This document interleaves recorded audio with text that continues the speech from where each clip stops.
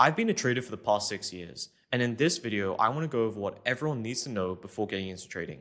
I've heard a lot of trading misconceptions because I've fallen for them myself over the past 6 years as well. But there is one that stands pretty much above the rest, and it's something that leads to a lot of wasted time and chasing something that doesn't really even exist. In this video, I want to go over one of the core fundamental truths about trading that you need to understand to actually make any money in it. So let me just zoom in real quickly and let's get straight into this. So the clarity in trading really comes when you finally understand that trading is about taking on risk, whether you're collecting a risk premium or you're exploiting a genuine inefficiency. Now, if you don't know what either one of those mean just yet, don't worry, I'm going to explain the whole thing in this video. But a lot of people still believe that, you're getting paid for drawing trend lines or supporting resistance or finding the perfect indicator, when in fact, you're getting paid most of the time for taking on risk. And most people don't even really understand the difference between an inefficiency and a risk premium. I know when I was first starting out in trading, I definitely didn't. So let's break down the first one. So an inefficiency is literally money sitting on the street. It is there because someone made a mistake and you're one of the first people to notice it. Now, Owen Sinclair has a great kind of metaphor for this, and he's one of the very top regarded quants, and he's also published a couple of amazing books. And he compares this to,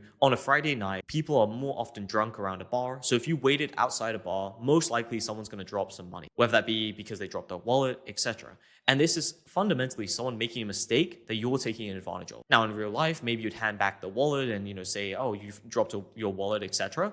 But in trading, it is a cutthroat game. What you're really looking for in trading is an advantage. So if someone's making an easy mistake, you can pretty much just take their money. Now, another clear example of this is a crypto arbitrage. It's where one exchange, for example, is listing BTC at a cheaper price than exchange B, and you're making the difference between there. Fundamentally, exchange A or B is making a mistake. One of them has a missed fair value price, or they're not updating the systems quick enough.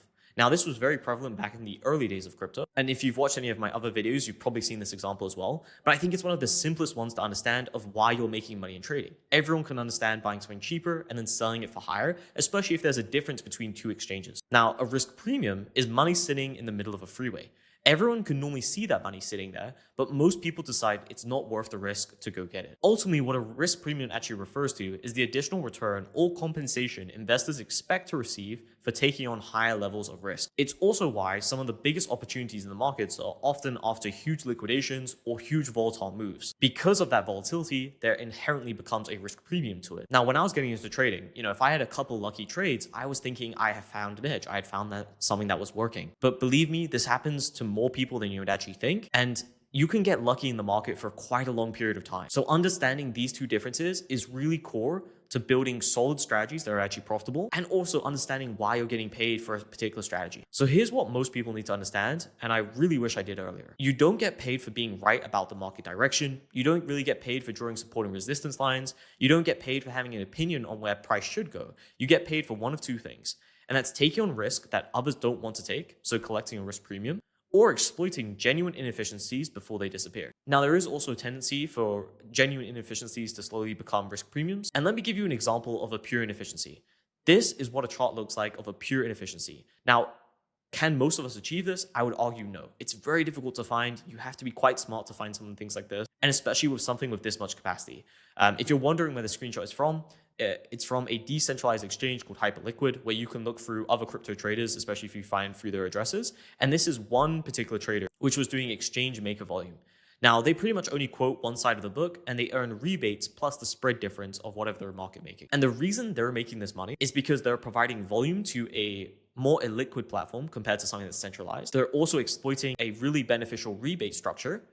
And they're also got a pretty good market making bot where they can make the spread between a bid and an ask. Now, if you're wondering how that works, just think of the crypto example that I did with the exchange, but instead something is quoting a bit lower than it should, and you're basically seeing that someone else is willing to sell it at a slightly higher price. So you're buying the lowest bid and then selling it to the highest provider, basically. That's a bit oversimplified, but I'm not going to go into a whole market making bot, at least in this video. Now, I think when most people get into trading, especially myself in the first year, you think your P&L curve is going to look like this. Well, it could, but you'd have to find a very good inefficiency to actually do this. For every one of these people, there is at least 1,000 people losing money with less competitive market making bots or inefficiencies that just simply don't exist, and they're kind of fooling themselves. Now, to bring this home, you've probably noticed something in trading movies. What do they all do? Well, a lot of them are about cheating. That's normally them doing something illegal on Wall Street, but by inherently doing something illegal, they are doing something that provides an inefficiency because they're getting information, whether that be from insiders, etc.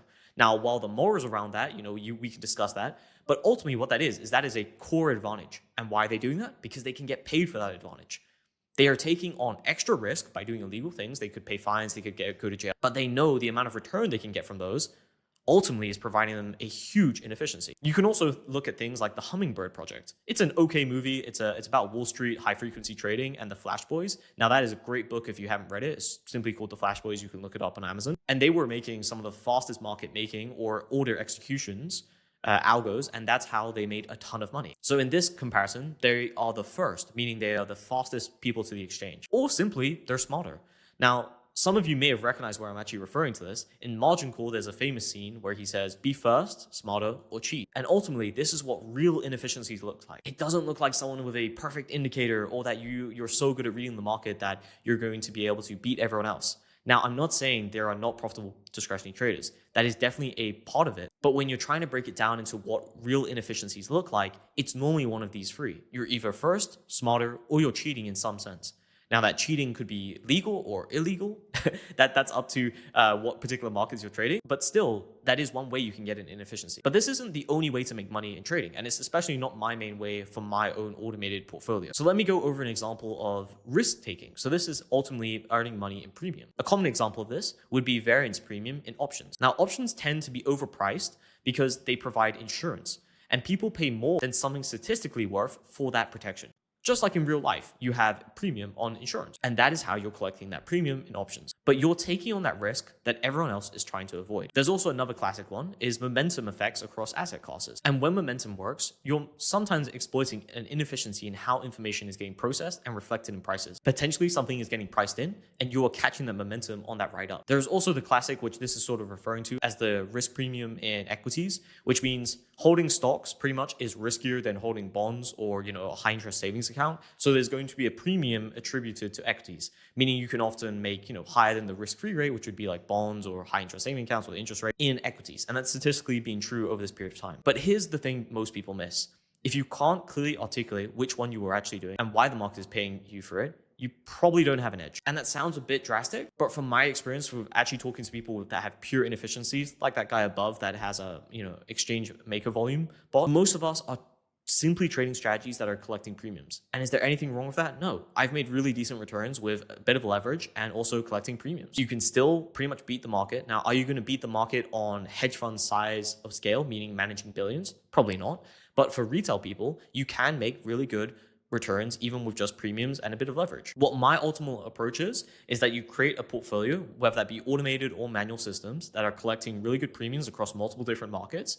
And then you also spend time researching inefficiencies, because most of the time inefficiencies will last a very short period of time. Now that will depend on the inefficiency, but most of the time it's about, 1 to maybe 5-6 months, whereas premiums can last years and years, maybe even decades. So you can create a foundation of a portfolio just making money from premiums, and then you can still research inefficiencies. And once you find them here and there, you can add that to your portfolio during that period of time and make excess returns during that. Now, if you want to try and execute this for yourself and actually build some automated systems, feel free to check the first link in the description where I teach you how to backtest and find either risk premiums or inefficiencies. But that's it for this video.